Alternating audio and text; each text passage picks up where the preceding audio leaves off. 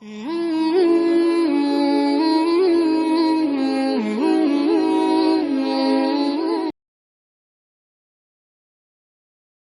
سيدنا محمد وعلى آله وصحبه ومن اهتدى بهداه.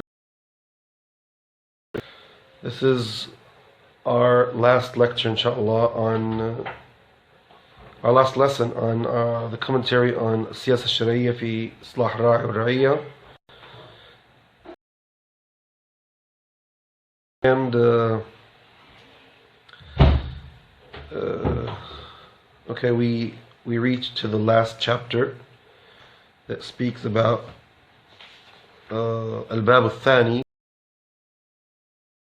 the rights of people. Because the first one was the rights of Allah Almighty. That means the rights of the state, you know, when you have punishments of the state and punishments of individuals. So now it's speaking about the punishments of individuals.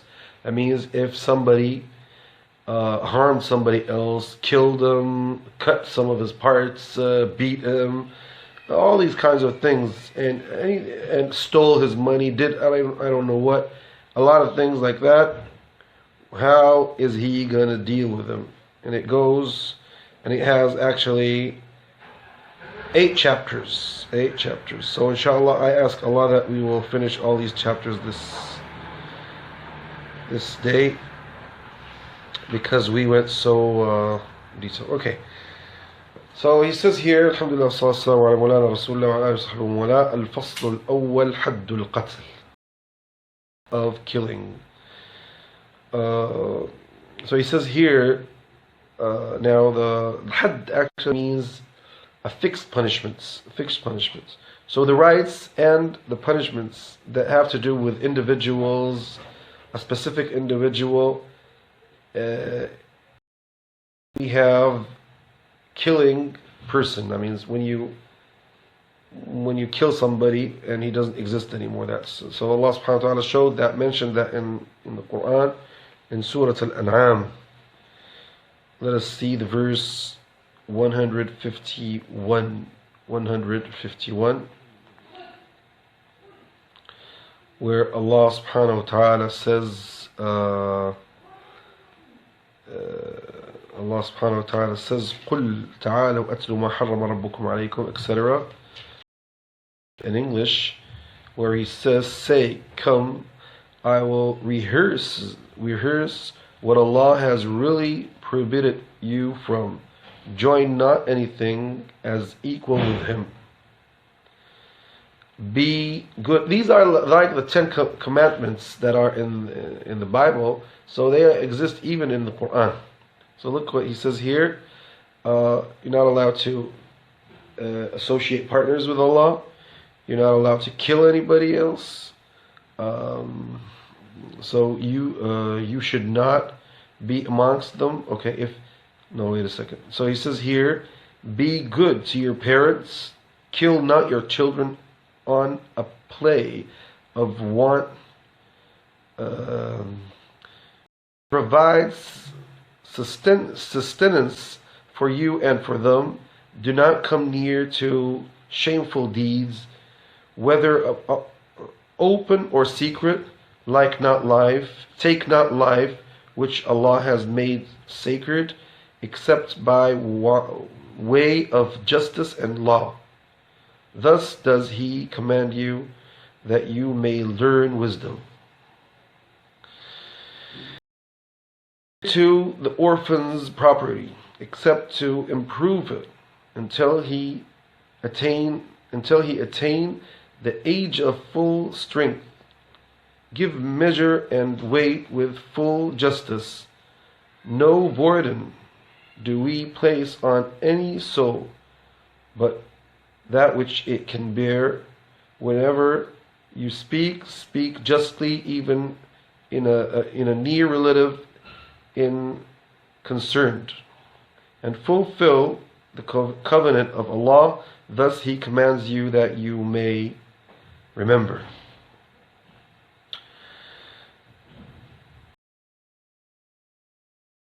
Leading straight, follow it. Do not follow other paths. They will scatter you about from his great path.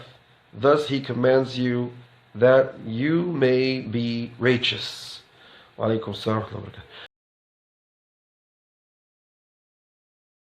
The Ten Commandments and has some details. And there's another verse in Surah Al-Isra that speaks about the Ten Commandments. And then Allah subhanahu wa ta'ala says in Surah Al-Nisa, He speaks about killing. Verse 91. He says, subhanahu wa ta'ala, وَمَا كَانَ لِمُؤْمِنٍ يَقْتُلَ مُؤْمِنًا إِلَّا خَطَأً. Believer, but if it so happens by mistake, compensation is due if one so kills a believer. It is ordained that he should free a believing slave and pay compensation to the deceased family, unless they remit it freely. If the deceased belonged a people at war with you, and it's a long verse actually, until it reaches to when he says, if a man kills a believer intentionally, his recompense is hell, to abide therein forever, and the wrath and the curse of Allah are upon him, and dreadful penalty is prepared for him. Okay? And Allah subhanahu wa ta'ala says in the verse 32 in Surah Al-Ma'idah,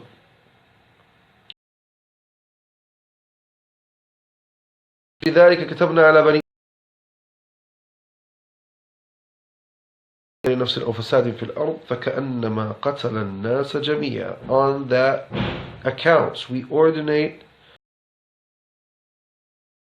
if anyone slew a person, unless it be for murder or for spreading mischief in the land, it would be as if he slew the whole people. And if anyone saved alive, it would be as if he saved the life of the whole people. Then, although there came to them our messengers, etc. That's the ending of the verse. So, you see how Allah subhanahu wa ta'ala mentions this and shows that how killing innocent people is very dangerous. Killing innocent people it's a big crime. It's a major crime, and it's very dangerous. And the Prophet ﷺ says in the two authentic books, that the first thing that Allah subhanahu wa ta'ala will start in the judgment day, in the resurrection day, is the bloods. He will judge people by the bloods, who killed, who did all these things. So he says here that killing is three categories. The first one is killing by intention, and that is to go to somebody who you are not allowed to kill, and you kill him by something that normally kills, by killing them by a sword, or by something that is heavy, a piece of metal, or something that is like a bar of metal or something like that, and you just beat him on his head or something like that, or by burning him, or by drowning him in water, or by throwing him from a high place, or by squeezing his neck, or by squeezing his testicles until he dies, or by putting something on his face until he can't breathe and he dies.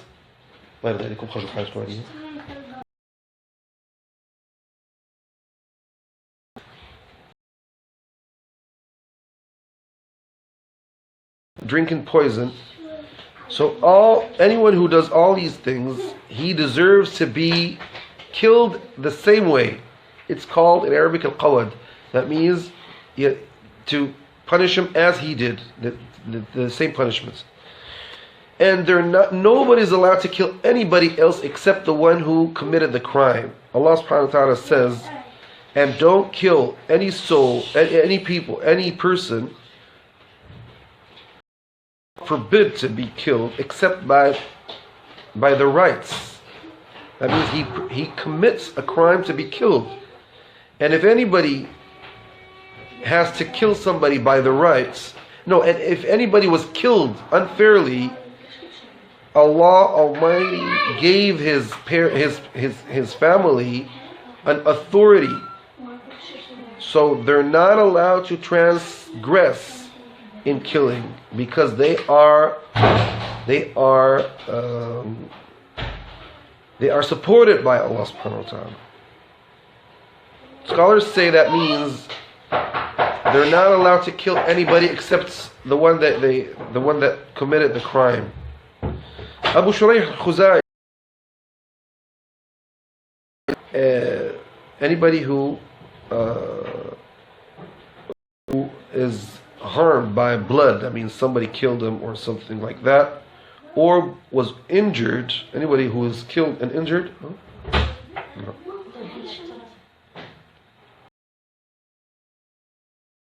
Injured,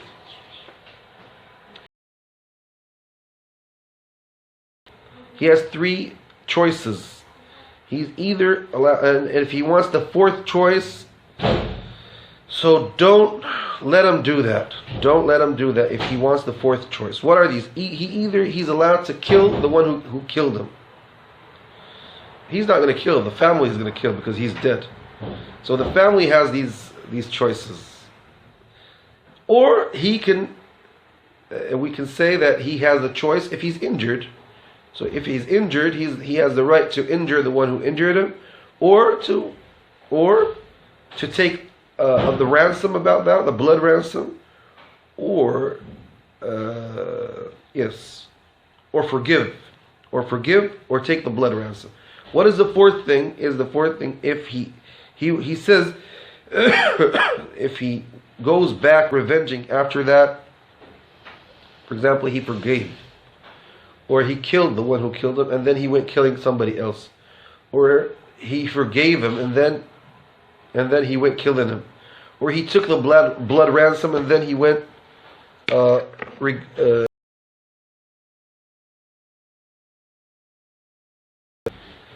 he deserves to be in hellfire forever.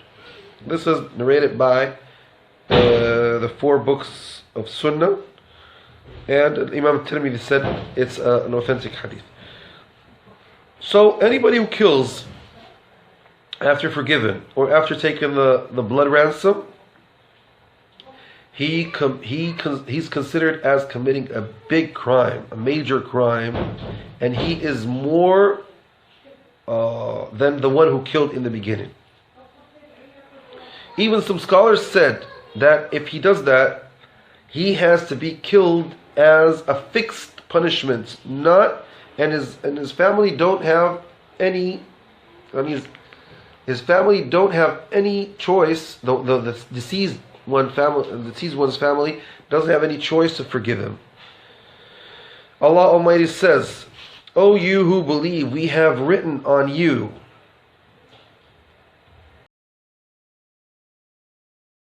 the equal law in killing, free by free, and slave by slave, and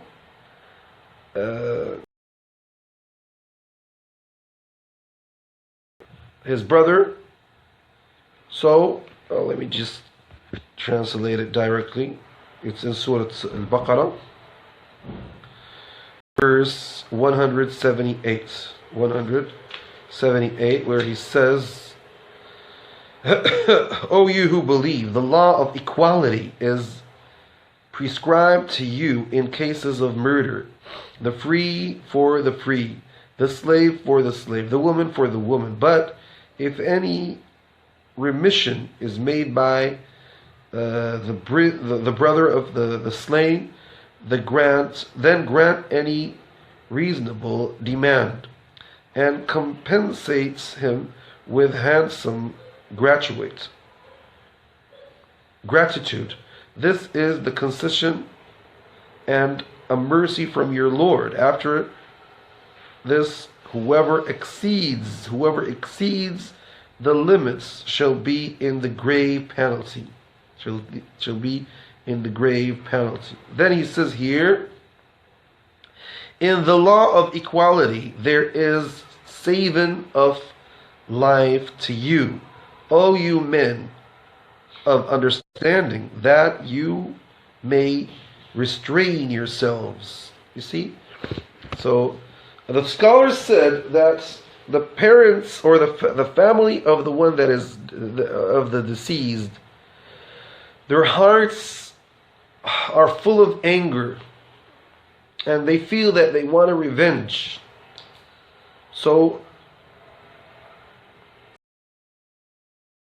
the one who killed their deceased person and kill all his family maybe. And they sometimes, when he's a respected person, they would, a lot of Bedouins and a lot of nations, they don't like to kill only one person. They say, if you killed so and so who was our leader, you deserve to all be killed. So they would like to kill a lot of people by the one that was killed. So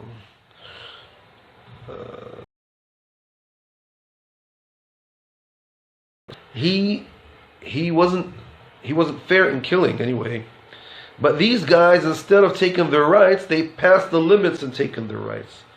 Like the people in the Jahiliyyah before Islam, they used to do some things like that. They didn't have any Sharia to follow. They didn't have any laws to follow. They just used to do what their desires asked them to do. And like what happens between the Bedouins and the people of the urban area and the rural area, they start fighting with each other. They do things like that. And sometimes they find that the deceased one is very important. So that means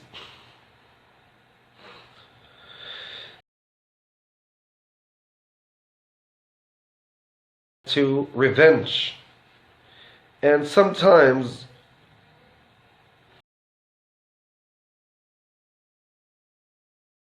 never to take their rights according to what they think.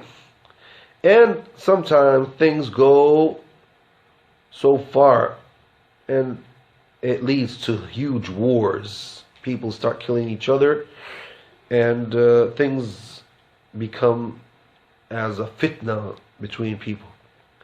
And the reason about that is going out of, this is what the Shaykh is saying.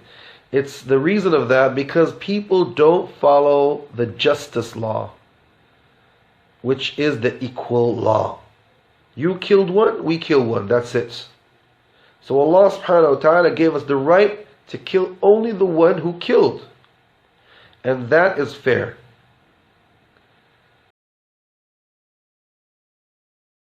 As said, in that case, you have a life. What does that mean? Because when you revenge and you see that the one who killed you, you kill him, so you revenge against him, that's it. Or at least you take a blood ransom and you benefit from it. Or at least, and his children benefit from it. Or at least, or when you forgive, you know what you did. That's it. And he, if he's a wise man, if he repents, and he might be better than the beginning.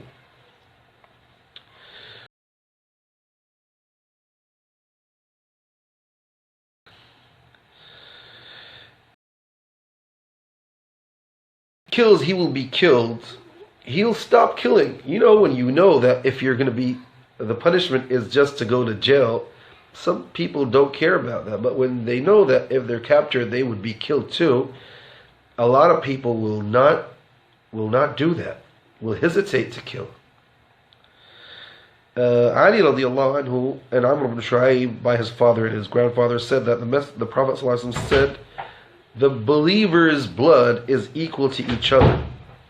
And all of them are one hand against the foreigners. And the least one amongst them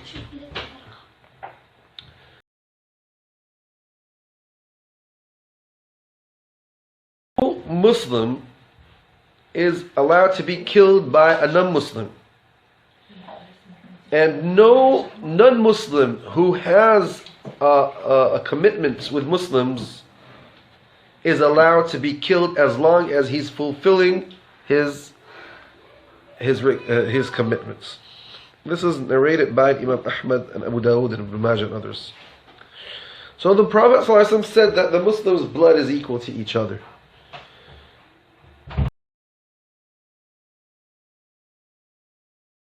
Not an Arab. He's from Quraysh, or he's from Bani Hashim, he's from the family of the Prophet ﷺ, or he's the last Muslim that can be ignorant, from the last tribe that we can imagine, or even if he's a free slave. We don't care about that as long as both of them are Muslims.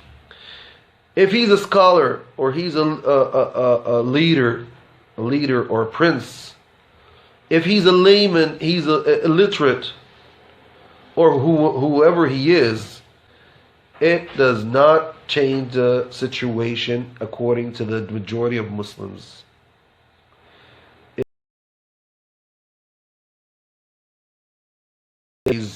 Before Islam, the Jahiliyyah, and the Jews leaders, Prophet to the Medina, the city of the Prophet ﷺ, there were two kinds of tribes, Jewish tribes. There was Qurayza and the Nadir, and the Nadir was superior than Qurayza. So once they went to the Prophet ﷺ and they asked him to judge between them. So this is in Sahih Muslim.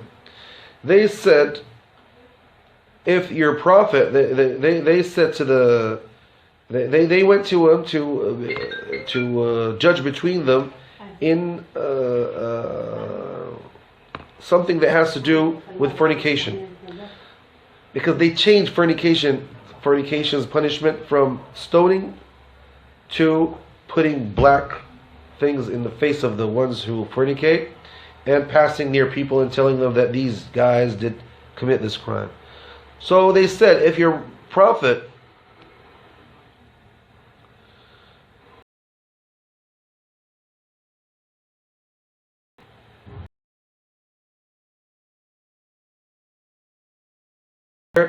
we know that he's a real prophet, or we believe that you have a strong evidence that he's a prophet.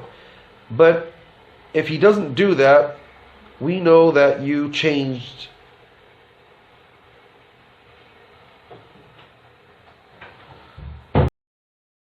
the Torah rules. So Allah subhanahu wa ta'ala says, "O you messenger of Allah, don't be upset about the people who go against, who yusari'una fil kufr, they instead of following their laws, they're following the kufr. From the people who who say that we believed by their mouths and their hearts didn't believe, until it says, if they come to you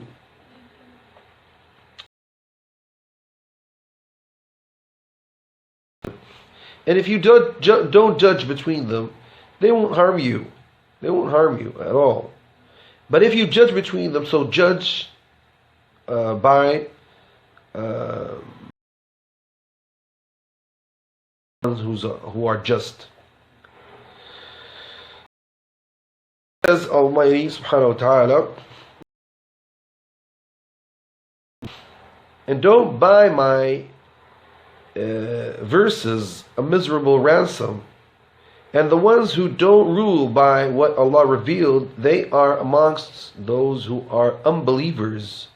And we wrote on them in the Bible, that means in the Torah, that means the soul by soul, and eye by eye, and nose by nose, and ear by ear, and teeth by teeth, and the injures are equal. Anybody who injured somebody, he deserves to be injured like him."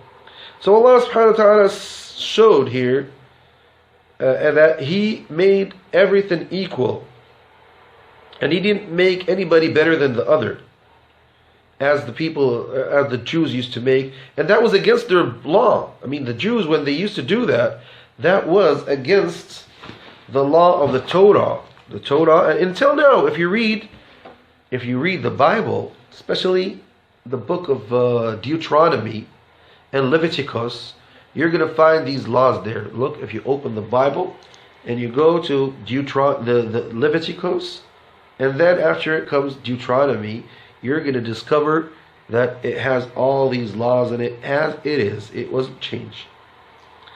But who changed it? The rabbis and priests and stuff like that. These guys not changed the law because the laws are in the book, but they changed it from practicing it. They stopped practicing it.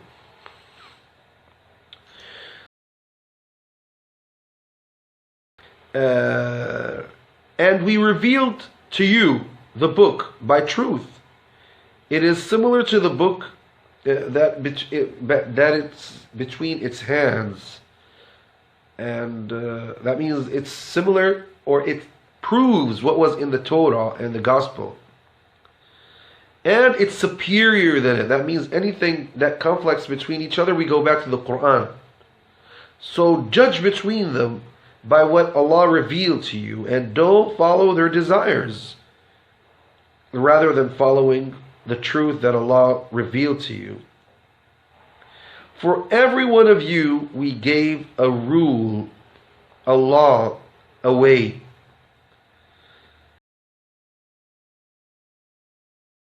The ignorant way of ruling, and who is better than Allah to give rules to people who believe, or who are sure that those are from Allah subhanahu wa ta'ala. So this is the rule of Allah subhanahu wa ta'ala, and it's different from the rules of the Jahiliyyah. And the most thing that makes problems between rural areas and urban areas, that was in the ancient days before these days.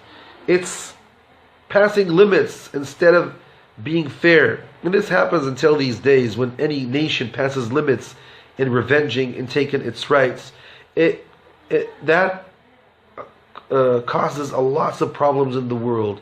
Look, the majority of the so-called terrorism in the world, what is the reason of that? It's the reason that there is somebody who is passing limits, and people are finding that they are treated unfairly.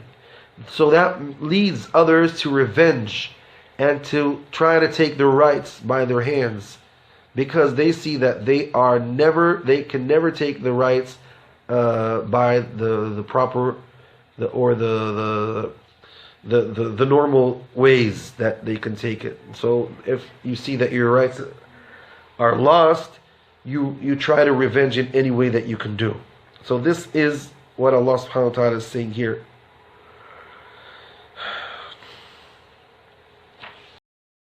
So he says here that the book of Allah subhanahu wa ta'ala asks us to be fair in judging people in bloods and in property. And all things that the people of Jahiliyyah used to do, we have to forget about that. And if somebody wants to fix the relationship between people, he can fix the relationship, but he has to be fair in that. If two groups of believers fight against each other, so fix the relationship between them, solve the problems between them. But if one group transgresses on the other group, so fight against that group that transgresses until it goes back to the orders of Allah subhanahu wa ta'ala. So if it goes back, again, fix the relationship between them and be fair, because Allah loves the people who are fair. The believers are brothers, so fix the relationship between your brothers. This is in Surah Al-Hujurat 9, 10. By asking the deceased family to forgive the other family, or the other ones who commit the crime, and they would take a good reward from Allah subhanahu wa ta'ala. If you forgive, Allah will forgive your sins. The Prophet ﷺ, according to Abu Dawood by Anas ibn Malik, says, between two, he asks the deceased family to forgive, or else to take the blood ransom, and the last thing is to kill the one who killed. Muslim narrates by Abu Hurairah radiallahu anhu that the Messenger of Allah sallallahu alaihi wasallam says that money decreases by giving charities, and no one forgives lowers himself. He goes up. He is risen up, and no one becomes humble, and Allah subhanahu wa ta'ala doesn't raise him up. So don't think that when you forgive, that means you will go low, or don't think that if you are humble, people will humiliate you. No. But now we are talking about the Muslim with a Muslim, but the Muslim with a non-Muslim, the majority of scholars say no. The Muslim is not equal to a non-Muslim, even if he's from Ahl al-Dhimma. That means he has an agreement with the state to protect him and to take care of him. So if a Muslim kills him, he can forgive or take blood ransom, and that's it. So he's not allowed. We don't kill the Muslim by a Muslim.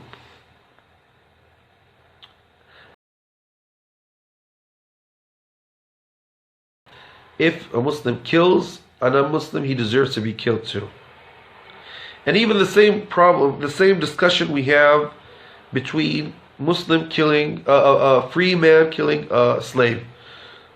There is a conflict between scholars about that. The second category is killing not by purpose, not by intention. Or it's called here shibhul amd. What is shibhul amd? You meant to kill him and you didn't mean to kill him. What is that? It's like the Prophet ﷺ said in hadith that it was narrated by Abu Dawood and Tirmidhi and Ibn Majah.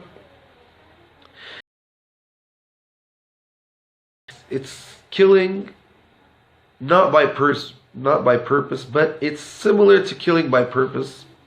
It's like when you hit somebody with a stick or with something that injures, but normally it doesn't kill. But if you use it in a way, manslaughter.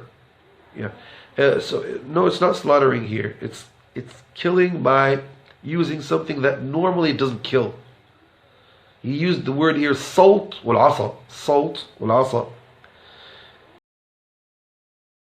100 camels. 40 amongst them have their children inside their. The Shaykh, manslaughter is where you don't intend death but results in death. Okay, manslaughter. Manslaughter. Yeah. Called it shibhul amd. That means, according to what you're saying here, manslaughter, because he meant to harm him, to injure him, but he didn't mean to kill him. Somebody by a stick, it doesn't kill, but you can hit him in a place that killed him actually. The third case is killing somebody by mistake, like you're going to hunt. All of a sudden somebody was there, so he got killed instead of the animal. Or you saw something shake and you thought it was an animal, you shoot it, but you discover that it was a human being. And all kinds of, or you hit somebody by your car, or you were going back and you killed somebody, or it was night and darkness, you didn't see him, and you were driving, so you didn't see him, you killed him. It has a lot of cases. I mean, in the ending, you killed him not by intention. So what is this? This he deserves to it has a diya and kafara. What's diya and kafara? The blood ransom. You have to pay blood ransom, and you have to fast 2 months, or free a slave, or that's it. Well, and there are a lot of things here in details. Scholars have them in their books. Okay, the second chapter is equality in parts, not in the whole body. It's not in the soul, it's in the parts. And this is in the Quran and the Sunnah and the Ijma' between scholars. It has to be equal. So when it is, you have the ability to be equal, you're allowed you have to be equal. But if you can't, therefore the judge chooses something that is similar to that, or just you have to pay the blood ransom. Like somebody broke a bone inside somebody's, and you can't break the same bone. So what are you going to do? Or he hit him in a place that if you hit, you might kill. So what is he going to do here? In this case, you give the blood ransom, or any thing that the judge finds it proper to solve the problem. Now, if somebody hits somebody with his hand, or by a stick, or by how do you call it? Corbage, a salt. Salt. What is it? Salt. Something from leather, and you beat people with it. How do you call it?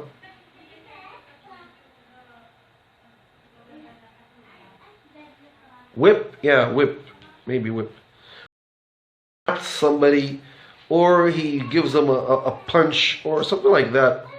All these, scholars say that you can't do the same thing, because the beat is not always the same. So the equality is a bit difficult. So here the judge chooses the proper punishment to punish the one who did that.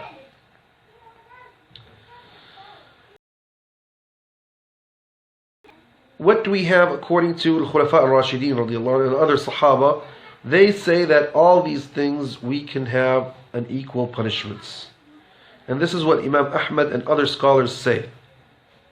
And this is what the Sunnah of the Prophet ﷺ says.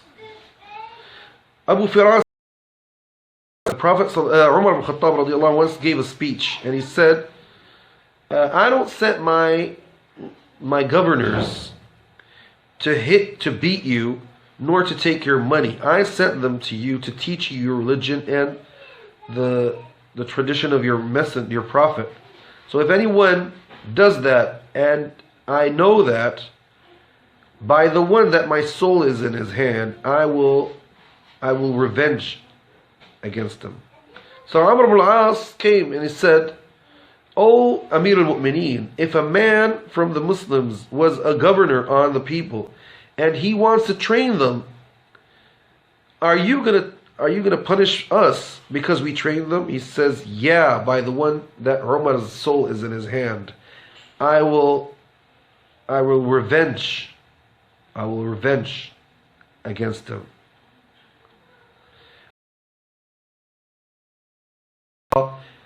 Giving himself to the one that he hit to revenge against him, sallallahu alaihi wasallam. Don't beat the Muslims because you are going to humiliate them, and don't prevent them from their rights because you're going to make them apostates. SubhanAllah, look, this hadith, it's in Sunan Abi Dawood and Muslim Imam Ahmad. It's a weak hadith, but anyway, the meaning is beautiful. Any lawyer, if any governor beats somebody unfairly, he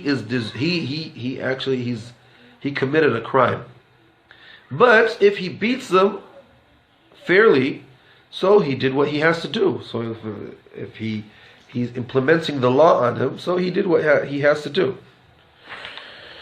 The third chapter here, Al-Qisas fil A'rad. Now, equality in chastity. What do you mean by equality in chastity?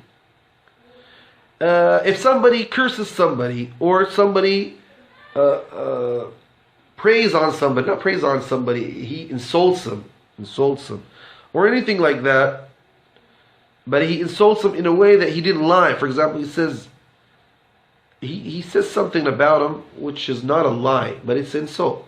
So it's better here to forgive, because Allah subhanahu wa ta'ala says, and the وَجَزَاءُ سَيِّئَةٍ سَيِّئَةٌ مِثْلُهَا. That means if somebody does something bad to somebody else, he deserves to revenge against them the same. But if somebody forgives and makes good relationship with the other, so his reward is to Allah subhanahu wa ta'ala, because Allah doesn't like the wrongdoers. But if somebody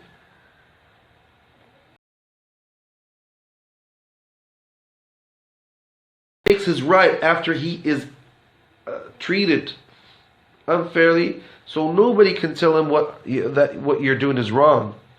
The Prophet ﷺ says the ones who curse each other or insult each other, the first one amongst them is the wrongdoer, unless the other one doesn't become past limits. For example, he said to you a bad word and you went back giving him the same bad word, that's equal. But if you pass that and start insulting more than that, for example, he insulted you, you go insulting him and his father and his parents, you passed limits then. You weren't equal. And the majority of people are like that. And this is when we say, when he says something that is not a lie, like saying what is inside him. For example, he says, "You nasty guy," and he's a bit nasty. Or he says, "You liar," and he is a liar. Or he says anything like that. But when he insults him by something that is not true, like calling him "Ya himar," that means a donkey, and he's not a donkey, he's a human being, that's haram. That's haram. Now, if he lies on him, you're not allowed to lie on the other. He lies on you. For example, he calls him, "Oh, you fornicator, ya zani." And actually, he never did zina. This is qadh. So you're not allowed to say, "You are the zani. You and your father are the zunat." Astaghfirullah. Muslim has to take care of himself. You're not allowed to forget yourself when somebody says something bad to you. You just start saying whatever you want to say. No, you have to guard your tongue. You have to guard your tongue.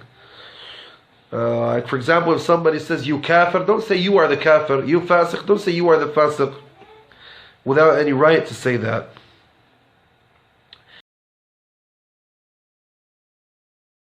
His father and his tribe, or to curse all his land. For example, you are from Bilad al-Sham, so somebody says, "Oh, those nasty Shami people, all of them are nasty," or he's from Morocco, or he's from Australia, so you go cursing the whole Australians. No, then you're not allowed to do that. Allah subhanahu wa ta'ala, "Oh, you who believe, be كونوا قوامين بالقسط." Allah subhanahu wa ta'ala says in Surah Al-Ma'idah,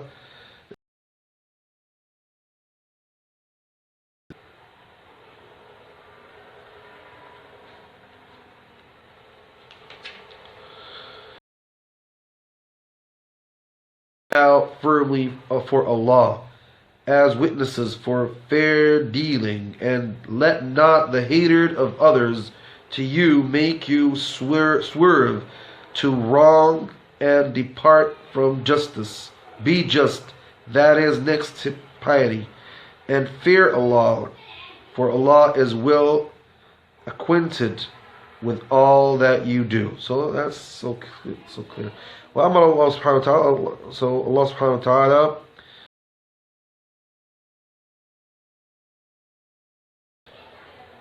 don't be fair with them. No, even the unbeliever, you have to be fair with them.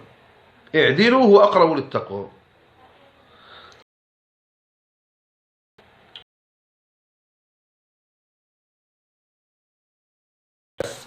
In somebody's chest, somebody's عرض. How do you say the word عرض?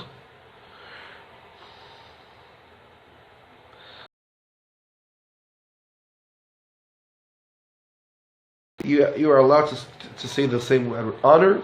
I don't know. If he dishonors him, you are allowed to dishonor him the same. A lot of scholars said if he killed him by burning, he deserves to be burned. If he kills him by drowning, he deserves to be drowned. By just squeezing his neck or others, he deserves to have it. But unless the act is forbidden. For example, he gave him wine, intoxicant beverage, or he intercoursed them.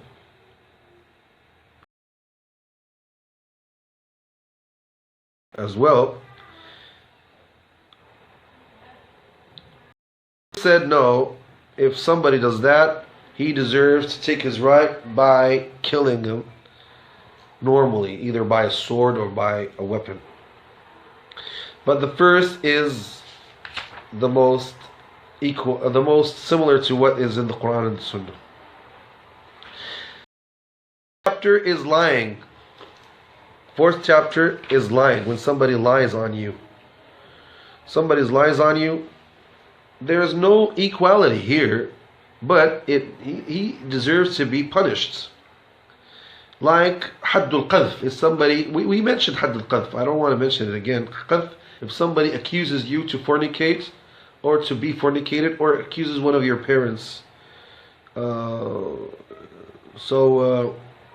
punishment according to Surah An-Nur, verse 4 to 5, is to be scattered 80 scatters. 80 scatters, and they're not allowed to witness because they're not accepted. They're not allowed to witness because they're not accepted unless they belie themselves.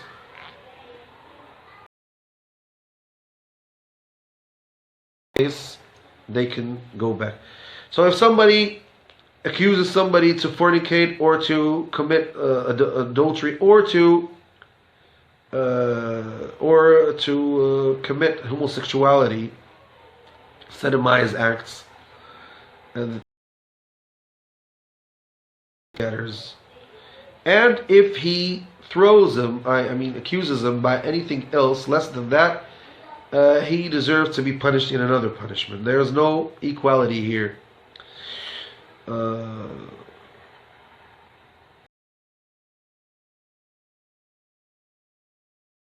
For it, or else if he doesn't demand for it, that's it. Every day we hear people cursing people bad words like these things, but nobody pays attention to that. So if he forgives them, that's it. It gets dropped. It gets dropped. Okay.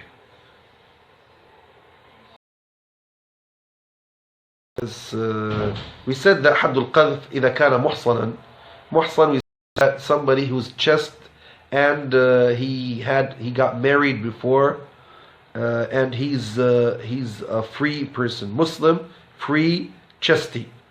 But if somebody's known that he's unchastity, he does all bad things, and somebody just went cursing him or said this word, you fornicator, etc.,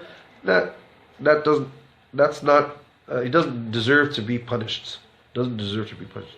And even the kafir, somebody's kafir, and you say, well, this zani, this fajr, it doesn't have any honor. He's not honorable. But anyway, he deserves to be punished in a way or another because he insulted somebody that didn't insult him. So if he demands for his right and he says, I was insulted in a way that he deserves to be punished in a way that the judge chooses. He might beat him less than 80 lashes, or he might put him in prison, or he might ask him to pay a ransom of money or whatever.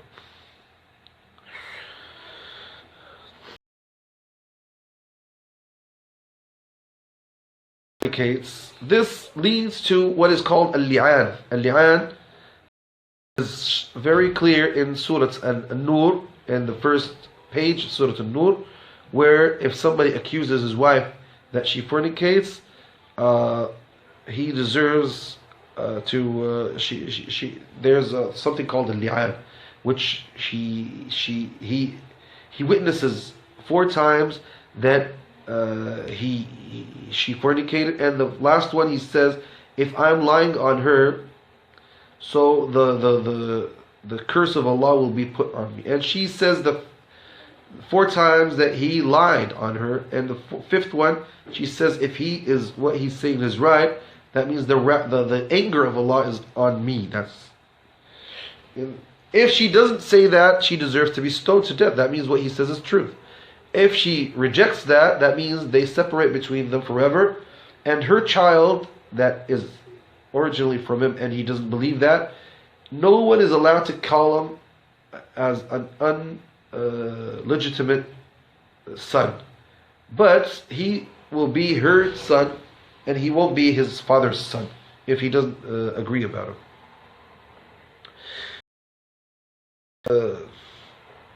The slaves, they have only half of the punishments of the free people.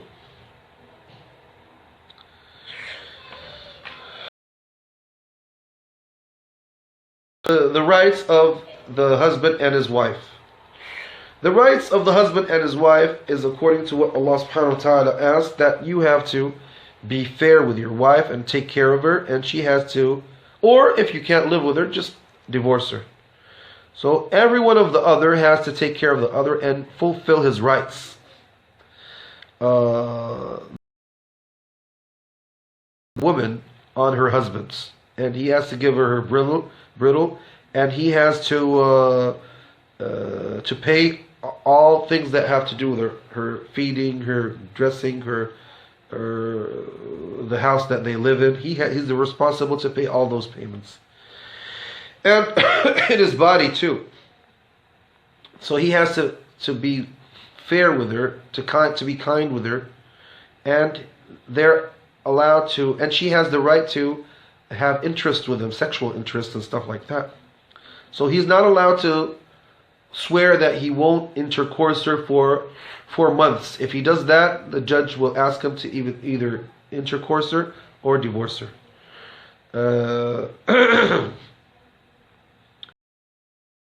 Somebody who is inosh, that he doesn't have any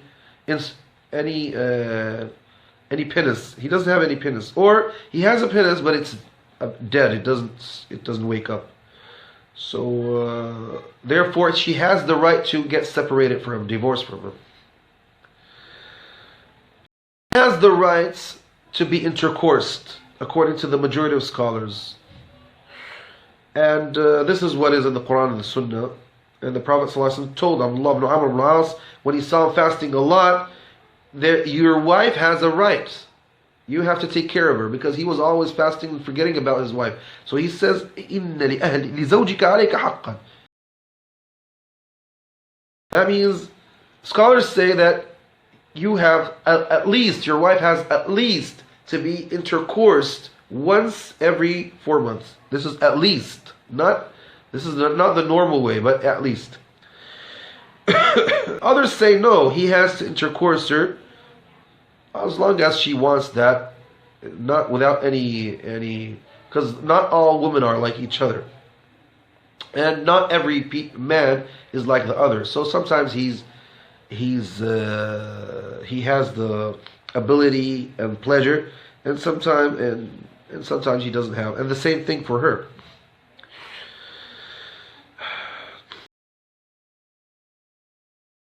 Of course, his wife, that's one of his rights, whenever he wants, as long as he doesn't harm her, he doesn't do anything bad to her, or he doesn't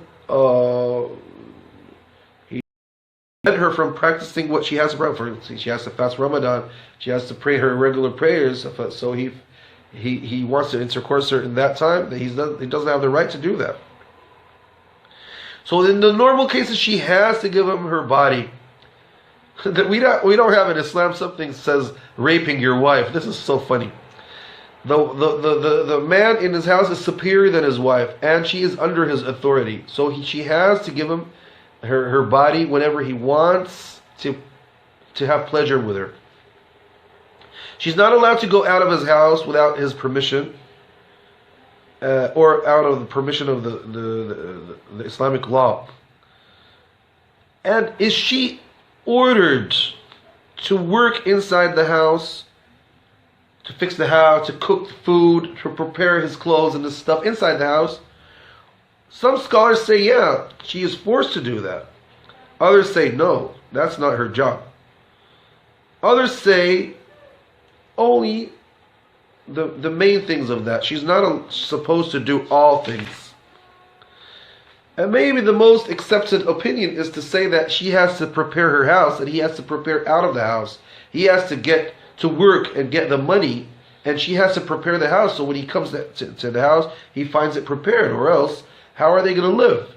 Or else, what is her job? Only just to sit down waiting for him to intercourse her? That's not a proper opinion. Wallahu a'lam.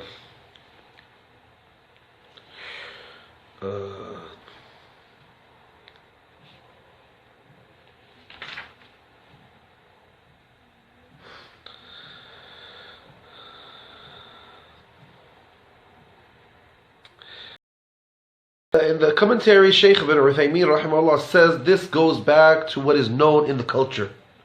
So if the culture says that the wife has to prepare the house and take care of it, and she doesn't do that, she's wrong. But if the culture says that he has to bring some maids to help her, so he has to get a maid to help her as long as he has the ability to do that. So this goes back to what is the culture. Sixth chapter is money.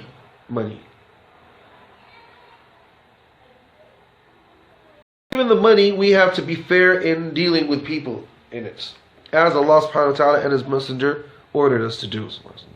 Like dividing the inheritance between the heirs, as it is in the Quran and the Sunnah. And like in selling and buying and all these things. And all these things that have to do with the civil laws. We have to take care of all those things according to what is in the Islamic law, and that's why we have to study those chapters in the fiqh, Islamic law. No one is allowed to take anybody's property by cheating, by bribing, by all these kinds of things. All these things are forbidden. All the transactions that are forbidden, Islam forbidden because of the rights of people, to be fair with people, so that people won't be unfair with each other. So like riba, riba is usury, and like all kinds of cheatings and stuff like that, and al-qimar, how do you call it, qimar and maisir and all these things, when people gamble, gambling and stuff like that, all these are forbidden. So he mentioned a lot of these things. You can go back there and see that, and all these have to do with the Islamic law in selling and buying.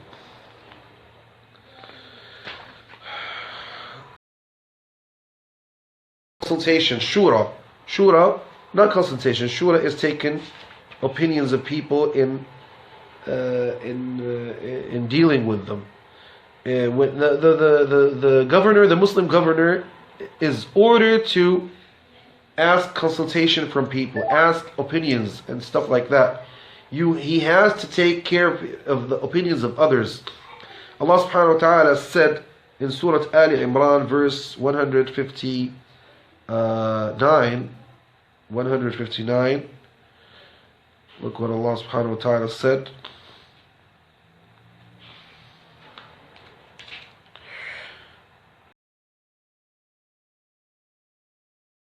It is part of the mercy of Allah that you deal gently with them.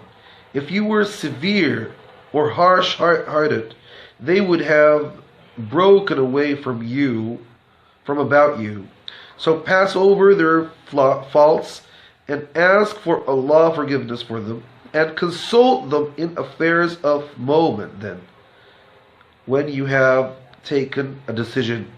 Put your trust in Allah subhanahu wa ta'ala. So see, because Allah likes the ones who put their trust in Him. So here Allah subhanahu wa ta'ala ordered that. The Prophet Abu Hurairah says the Prophet was the most person who asks for consultation from his companions.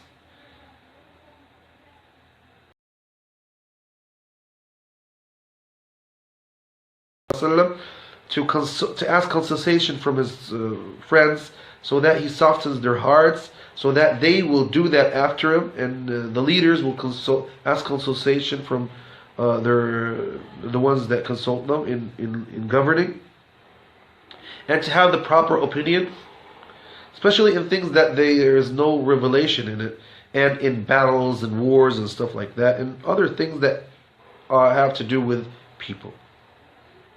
So if the Prophet ﷺ is ordered, that means we are ordered more than him, after him, because we don't have any revelation from Allah. We only have the book and the Sunnah.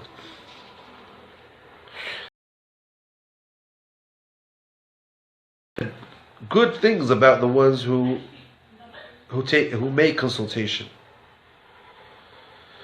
وَالَّذِينَ اسْتَجَابُوا لِرَبِّهِمْ وَأَقَامُوا الصَّلَاةَ وَأَمْرُهُمْ شُورَى بَيْنَهُم, the ones who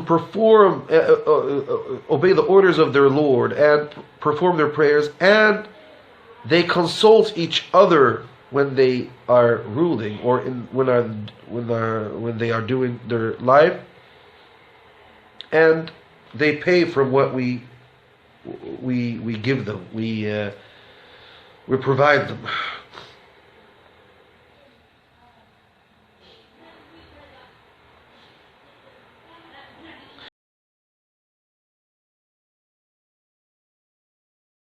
They show them the consultation by a proof from the Quran and the Sunnah, or by the agreement of all scholars. He has to follow what they did, and no one is allowed to go against that.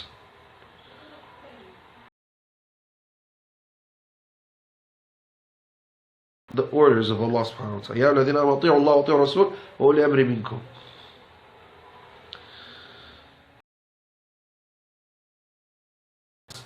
So he has to see the most accepted opinion from them, and what is most closer to the Quran and the Sunnah, and he will decide after that. That's the order of Allah. فَإِن تَنَازَعْتُمْ فِي شَيْءٍ فَرُدُّوهُ إِلَى اللَّهِ وَالرَّسُولِ إِن كُنتُمْ تُؤْمِنُونَ بِاللَّهِ وَالْيَوْمِ الْآخِرِ. If you have a conflict with each other, so give it back to Allah and His Messenger. If you believe in Allah and in the Judgment Day, that is better for you. Who are the leaders? The leaders are the governors and the scholars. And these are the two guys. If they are on the right path, everybody's on the right path. If they are not on the right path, people will not be on the right path.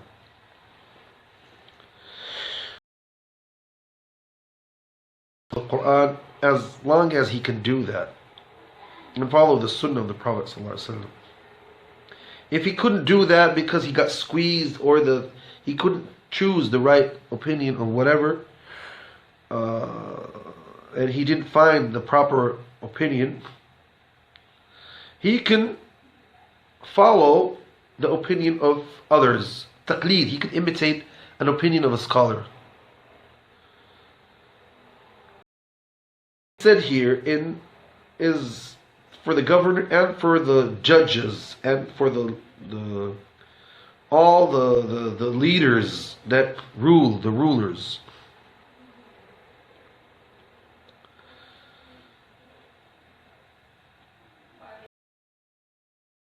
Conditions of everything in Islam, prayers, fasting, jihad, everything, you do it as long as you have the ability to do it, and you can do it. That's why Allah subhanahu wa ta'ala, when He ordered the one to pray, to use water, if he can't use water, he can use dust or stones and stuff like that. If you didn't know where the Qibla is, you make your best to choose the way that you think it's the Qibla. And in jihad and fighting and doing all these kinds of things, you have to choose fattaqullah, fear Allah, as long as you can do that, as long as according to the ability that you have, the force that you have.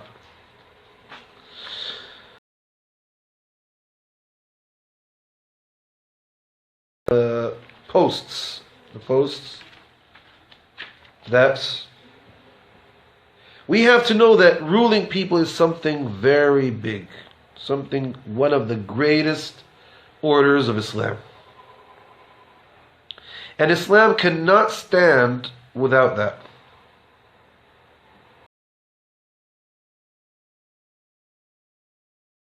proper government with laws and following laws and doing and having everybody in a post that he fulfills his post. And mankind cannot benefit from this life without gathering with each other, because people have to gather each other to everyone solves a problem. You can't do everything in your life. You need people to help you, and people have others to help them. Even the last one in the society, you need them. You need others to take your garbage. Even you need people to prepare your food. You can't do everything by yourself. You see, that's why the Prophet ﷺ ordered us. If we are in a travel and we were 3, we have to put one of us as a leader.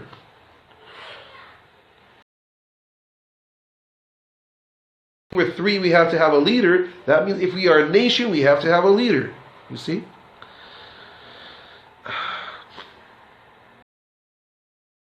The leader. Fighting and battles need to have a leader. And Hajj need to have a leader. And everything needs to have a leader. And A'yad, Hajj, etc. Everything has a leader. It is said that that 60 years with an unfair leader is better than 1 night without any leader, because you're going to be loose. But the unfair leader, at least he's taken care of something. It's better than a loose state, loose country, where people kill each other and slay each other and torture each other, you know. So at least you have a leader, you have a government. It's better than not having anything. That's why Fudayl ibn Iyad and Imam Ahmad and others had a prayer that is accepted. We would like to put it to our governor, Sultan. The Prophet ﷺ said that Allah would like from you 3 things: that you worship Him and you don't associate partners with Him, and that you will all gather with each other on the path of Allah and don't scatter, and that you would consult and advise your leaders. This is in Muslim. And we have a lot of narrations like that, and the Shaykh mentioned those, that we have to give good advice to our leaders.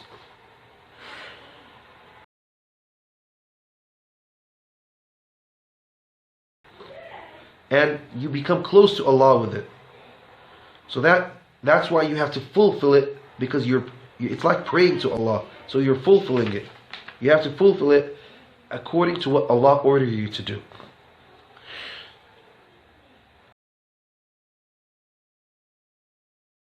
And the authority, they get corrupted. And when they search for money, they get corrupted. And that loses everything. It corrupts all the nations, and they don't fulfill it in a proper way. So people get angry and they start rebelling, and so it destroys everything. That's why the Prophet ﷺ said, there is something more than 2 wolves that are so hungry, and you put them in a place where there are rams and sheep. They would destroy it, and high post is worse than that.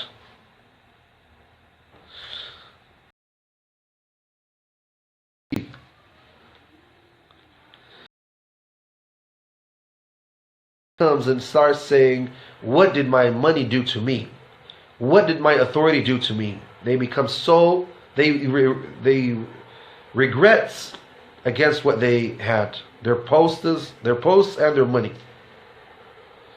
And the one who's searching for a high rank on a high post, the highest thing that he can do is be like Pharaoh. And the one who searches for money, the high thing he can be like Qarun.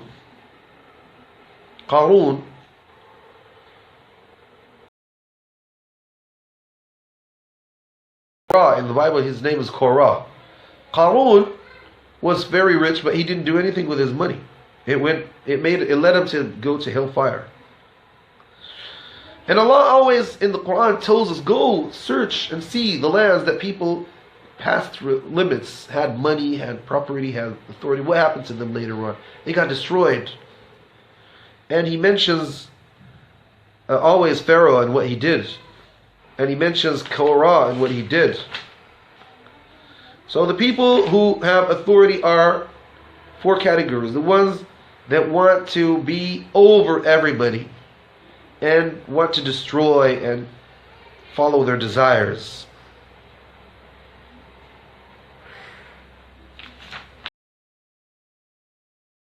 They want to follow their desires and destroy and do a lot of things, like a lot of thieves and robbers and nasty people. The third is, these want to make destruction, but without being over people. The second category, they don't want to be over people. They just want to steal, rob, and take things.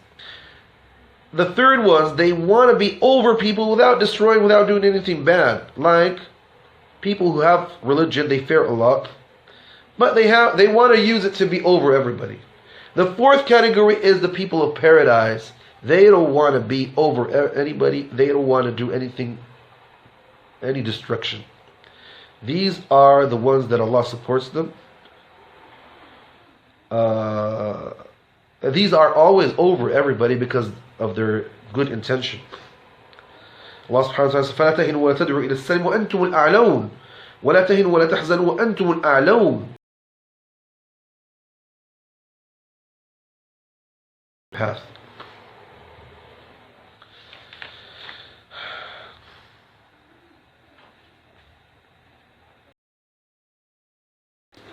A lot of governors, and people of authority, when they started searching for being high and searching for money, they started being far from faith in their ruling. Righteous people thought that authority is against religion, so we have to be far from authority. So that's why a lot of righteous people forgot about authority and didn't want to be close to people of authority because of this.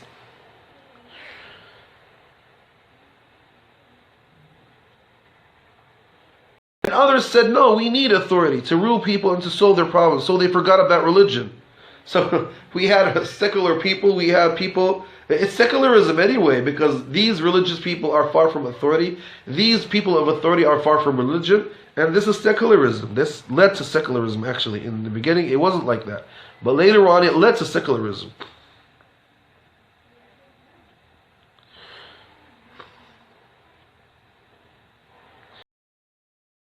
According to the Shaykh, it says all these two ways are wrong. And the first, the people who claim that they are following religion, but they don't have any authority, and the people who say we have to have authority and have to have money and to fight, and they didn't mean from that to support the religion. So these are the two ways of the first way is like the Christians who forgot about the life and went like the monks and these guys.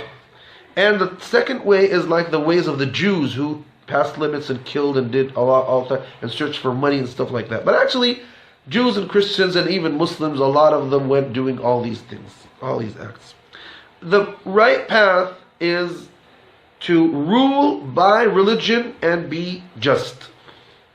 And this is the way of the prophets and the high people and the martyrs and the righteous people, and it's the way of our beloved Prophet Muhammad sallallahu alaihi wasallam, and who follows his path,